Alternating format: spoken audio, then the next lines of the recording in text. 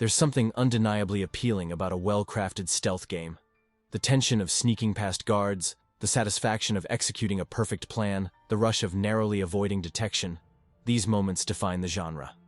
Eriksholm, The Stolen Dream, promises all of this wrapped in a gorgeous Nordic package. But does it deliver on the freedom that makes stealth games truly shine? After spending considerable time with River End Games' debut title, I'm left with mixed feelings. This is undoubtedly a beautiful game with strong production values and compelling characters.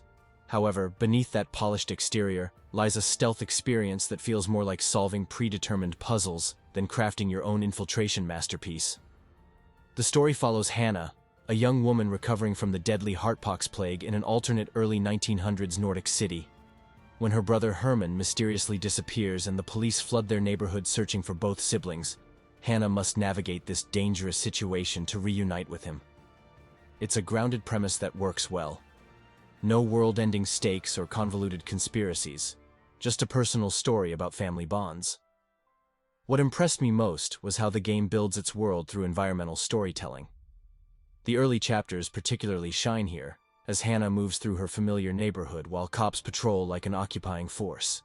You overhear conversations, witness community solidarity, and feel the tension between locals and law enforcement. This organic world-building creates genuine investment in Hannah's journey. The voice acting deserves special praise. Each character feels distinct and believable, with Hannah's interactions with her former mentor Alva standing out as particularly well-written. The dialogue flows naturally without falling into typical video game exposition dumps. When the game does shift to its high-quality pre-rendered cutscenes, the facial animation and performances are genuinely impressive. You can see the care and budget that went into these moments. However, the narrative loses steam as it expands beyond the intimate neighborhood setting. The personal conflict between community and authority gives way to a more generic antagonist, whose motivations feel underdeveloped. By the final chapters, I found myself more interested in the gameplay mechanics than the story's resolution. Here's where Eriksholm stumbles most significantly.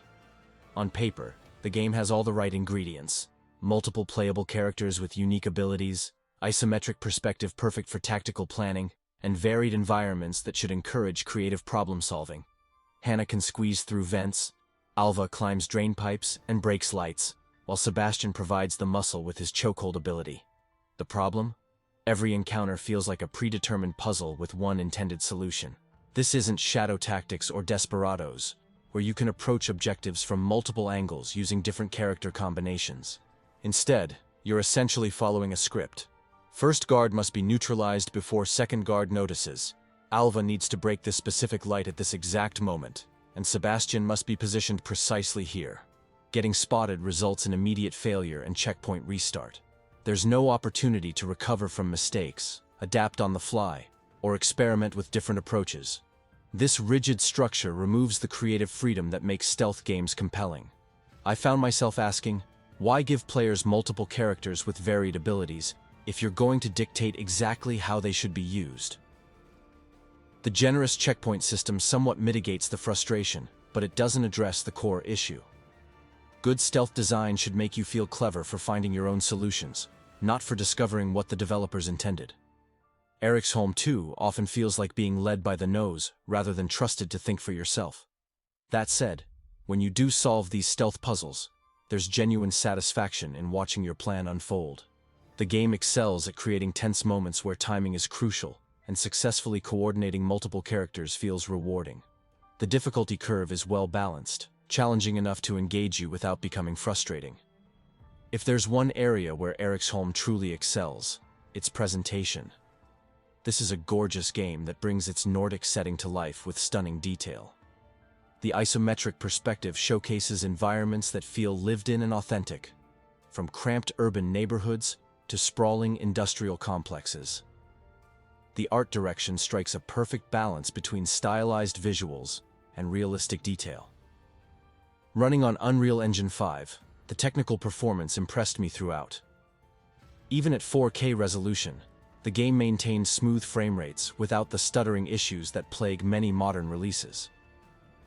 The lighting system creates atmospheric shadows that aren't just pretty, they're integral to the gameplay, making cover and concealment feel natural and intuitive.